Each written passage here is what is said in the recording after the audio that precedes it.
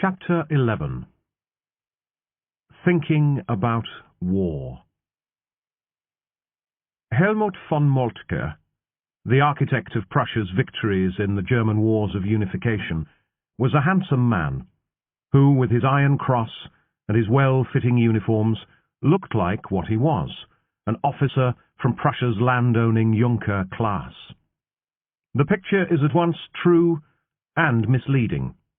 Moltke the elder, as he is now known to distinguish him from his nephew, the Chief of Germany's General Staff in 1914, was indeed a Junker, from that class which, over the centuries, had farmed their estates in the north and northeast of Prussia, had lived simply and honourably, and had sent their sons to be officers in the Prussian army.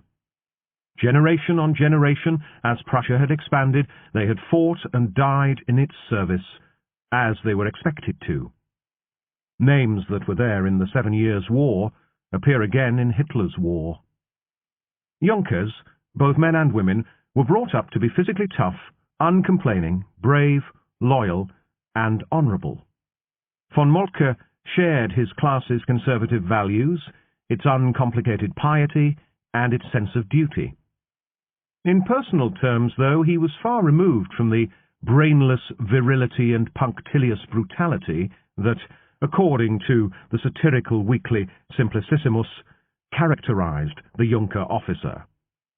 Moltke loved art, poetry, music, and theatre. He read widely, from Goethe to Shakespeare to Dickens, and in several languages. He translated several volumes of Gibbons's Decline and Fall of the Roman Empire, and wrote a romantic novel as well as a history of Poland. More importantly for the evolution of Germany and its army, he was, in certain crucial ways, a very modern man who understood that large organizations need such things as systems, information, training, and a shared vision and ethos if they are to succeed. If he had been born in another time and place, he could have been Germany's Henry Ford or Bill Gates.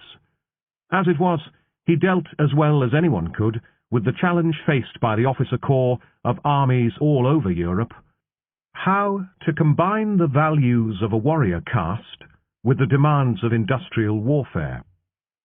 The tensions that brought, however, were going to carry on into the Great War itself. Moltke, who was born in 1800 during the Napoleonic Wars and died in 1891, lived through the transformation of European society, of European armies, and of the ways in which wars were fought. He was 6 when Napoleon's armies marched or rode into Prussia and crushed its army at the Battle of Jena. In 1870, as Chief of the Prussian General Staff, he was responsible for the successful campaign against France. This time, the armies were carried to the battlefield by trains.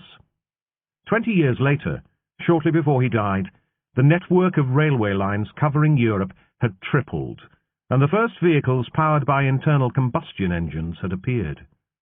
Armies had once been constrained in size by how many supplies they could either carry with them or forage as they moved along, and limited in their